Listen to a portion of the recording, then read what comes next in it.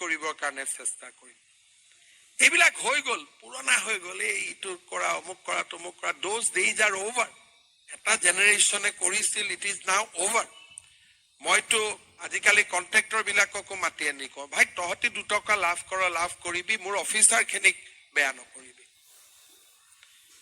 কোনে বেয়া কৰে তেওঁলোকে আহি বেয়া কৰে গতিকে আপোনালোক বেয়া নহব পিওৰ হৈ থাকক আৰু সৃষ্টিৰ আনন্দ লওক যে I have made this difference ইয়াতকৈ ডাঙৰ আনন্দ একোৱেই নাই পৃথিৱীত আৰু যেতিয়া প্ৰতিজন চৰকাৰী কৰ্মচাৰীয়ে সৃষ্টিৰ আনন্দ ল'ব আৰম্ভ কৰিব সেইটোতকৈ ডাঙৰ কথা একো নাই আজি আমাৰ জাগিৰোডত সেমিকন্ডাক্টৰ ইণ্ডাষ্ট্ৰি হৈ আছে আমাৰ অফিচাৰ বিলাকে সকলো এটা জপিয়াই পৰিছে যে কিবা এটা হওক অসমৰ কাৰণে আজি টাটাৰ টপ যিখিনি এক্সিকিউটিভ তেওঁলোকে মোক কয় যে Assam has out perform Gujarat একেলগে দুটা জায়গাত ফ্যাক্টৰী আৰম্ভ হৈছিল গুজৰাটৰ ঢলেৰা আৰু আমাৰ জাগিৰোড আমাৰ অফিচাৰ খিনি তৎপৰতা গুজৰাটতকৈ বহুত বেছি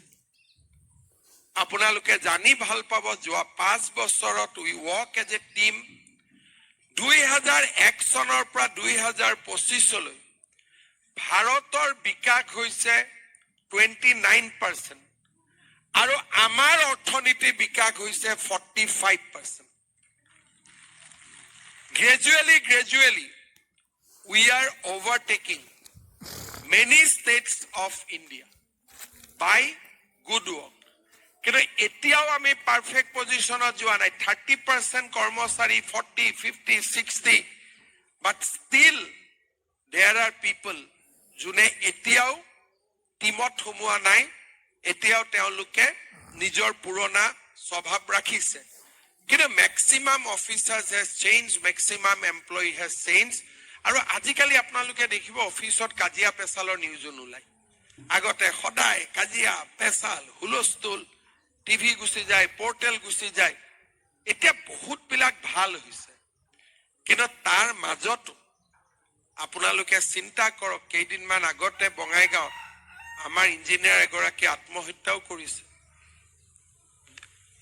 এই যে বেয়া উদাহৰণ বিলাক আমি লাহে লাহে নোহোৱা কৰিব লাগিব আমি এখন নতুন অসম বনাব লাগিব আৰু আপোনালোকে হৈছে চালিকা শক্তি আপোনালোক নিজে উদ্দেশ্য নহয় ইকনমিক্সত পঢ়িছে you are not means by yourself you are a means to achieve an end and what is the end public welfare of Assam অসমৰ কল্যাণে হৈছে আমাৰ আকাংক্ষিত উদ্দেশ্য আৰু সেই দিশত আমি সকলোৱে কাম কৰিব লাগিব আৰু মই নাভাবো আপোনালোকতকৈ মই ডাঙৰ অসমীয়া আমি সকলো সমান আৰু আমি সকলোৱে যেতিয়া হাতত হাত ধৰি খোজ কাঢ়িম তেতিয়াহে আমাৰ ৰাজ্যখন সৰ্বাংগ সুন্দৰ হ'ব এতিয়া এটা ঘৰুৱা কথাৰে সামৰণি মাৰিম কিমান আজি চাকৰি এপইন্টমেন্ট লব সকলে হাত ডাঙৰ কান গাৰ্জেন বহুত আহিছে কোনে কোনে চাকৰি পাব ঠিক আছে ইয়াৰ ভিতৰত বিয়া বাৰু কিমানে কৰা নাই কোনে কোনে কৰা নাই হাত ডাঙৰ এতিয়া মোৰ ৰিকুৱেষ্ট আজি চাকৰি পোৱাৰ পিছত বহুত দেৰিলৈকে ৰখি নাথাকিব লগে লগে বিয়াখন পাতিব আমাৰ অসমীয়া লৰা ছোৱালীৰ মাজত কৰবাত সোমাই গল যে বিয়া দেৰিকৈ পাতিব লাগে মই আপোনালোকক ইম্পৰ্টেন্ট লাইফ লেসন এটা দিব খুজিছো এটা সময় লৰা ছোৱালী চাকৰি বাকৰি নাছিলে কাম নাছিলে বিয়া পাতুতে 32 বছৰ হয় 30 বছৰ 32 বছৰ ৰিটায়াৰমেন্টৰ দিনত আমাৰ লৰা ছোৱালী কলেজতে পঢ়ি থাকে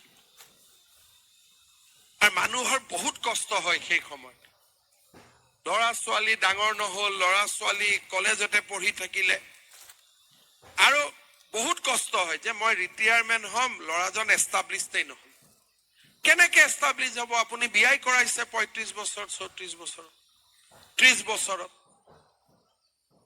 আজিলৈকে চাকৰি নাই বুলি জুনে জুনে বিয়া কৰোৱা নাই ঠিক আছে কিন্তু 6 মাহৰ ভিতৰত বিয়া পাতিব লাগে চাকৰি পোৱাৰ পিছত। ল'ৰা কোন হ'ব ছোৱালী কোন হ'ব এইটোত মোৰ এডভাইচ নাই। যাৰ যেনেকে আজি দেউতাক মাকো আছে, মই দেউতাক মাককো অনুৰোধ কৰিম ধৰি বান্ধি 6 মাহৰ ভিতৰত বিয়া পাতি দিব। কাৰণ বিয়া নকৰা ফেশ্বনটোৱে আমাৰ জাতিটোক নিউমাৰিকেলি উইক কৰি দিব। এতিয়া কি হৈছে, কিছুমানে 12টা জন্ম দি আছে, আমি জন্মই নিদিওঁ। তাৰমানে এই যে ছেমি কণ্ডাক্টৰ পাতিলো, অডিটৰিয়াম পাতিলো, ইয়াত কোন বহিব দুদিন পিছত?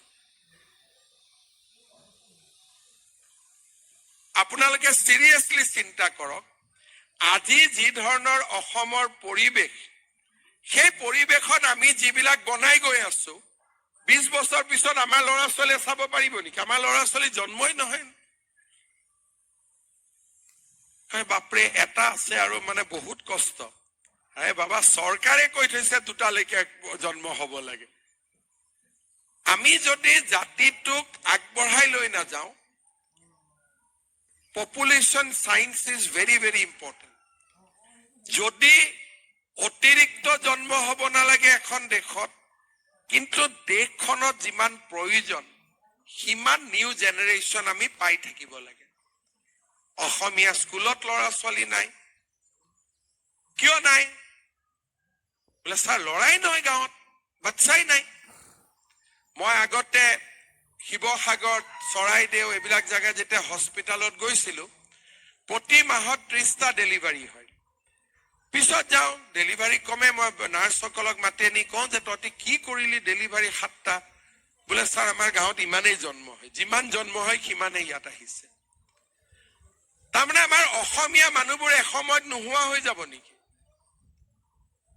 সেইকাৰণে আপোনালোকে এটা কথা চিন্তা কৰিব, পাৰ্চনেল লেভেলত দেৰিকৈ বিয়া কৰালে পেঞ্চনৰ সময়ত খুব কষ্ট পাব। যে ল'ৰা ছোৱালী এষ্টাব্লিছ হোৱা নাই, অমুক হোৱা নাই, তমুক হোৱা নাই। যিটো সময়ত লাষ্ট 5 years এনজয় কৰিব লাগে, সেই 5 years আপোনালোকে টেনচন লৈ থাকিব। আৰু টেনচনৰ নিয়ম কি? ডায়েবেটিছ হ'ব, হাৰ্ট প্ৰেছাৰ হ'ব, ষ্ট্ৰোক হ'ব। কাৰণ টেনচনেতো এইবিলাকে প্ৰেজেণ্ট দিয়ে। সেইকাৰণে প্ৰথম 55 হওঁতে মোৰ ল'ৰা ছোৱালীয়ে চাকৰি পাব লাগে, ছেটআপ হৈ যাব লাগে। আৰু তেতিয়ালৈকে অসমৰ ইমান পৰিৱৰ্তন হ'ব যে চাকৰি হাততে আমি পাম, কোনো কষ্টই নাই। কাৰণ অসম দ্ৰুত গতিত পৰিৱৰ্তন হৈ আছে। কোনেও ভাবিব নালাগে যে অসমত সুবিধা নাথাকিব।